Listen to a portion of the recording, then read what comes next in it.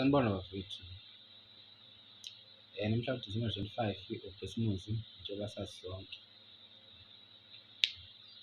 Lo suku bafowethu lusho into ehlukahlukene kubantu. Kunomuntu uzowazi ukuthi lo suku lolu lokuthi udla mnandi. Kunomuntu wazi ukuthi usuku lokuphuza utshwala.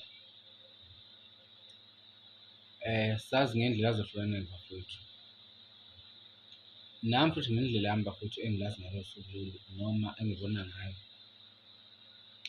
Mina lo suku bafowethu bengukuthi akube usuku lokuthi sichithe nemindeni yethu, akube usuku lokuthi sikhumbuze umndeni yethu ubaluleke kangakanani kuthina. Noma uyasebenza usebenzela kude, kodwa kulesi sikhathi samanje, lesi kaKhisimuzi, bekufanele ukuthi usondele kumndeni wakho, ube nawo ngalo suku lolu. Noma kuthiwa kuzoba lo suku kuphela, kodwa nje usuku lwe-family bafowethu, usuku lomndeni. Njengoba siphila nje bafowethu, asazi kusasa kuzokwenzakalani. Kubalulekile ukuthi kube nesikhathi la khona uzosichitha nomndeni wakho khona, la nizobe niphelele khona, nikhumbuzane nje ukubaluleka kwempilo, ukubaluleka kokwazi ukuthi omunye nomunye unendima ayidlalayo empilweni yomunye.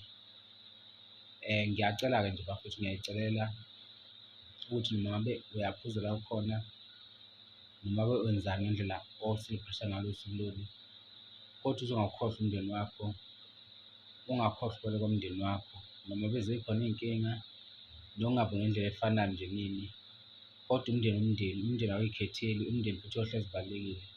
Umndeni ubaluleke ukudlula yonke into ekhona bafowethu emhlabeni.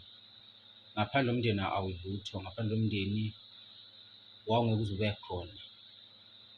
So asikhumbuzane nje bafowethu ukuthi lo suku lolu lubalulekile, uphindele ekhaya, uphindele umndeni wakho, uhlale nawo ngalo suku lolu, uchithe nomndeni wakho. Noma uzula uphinde ubuye futhi uhlale nomndeni wakho. Siyabonga.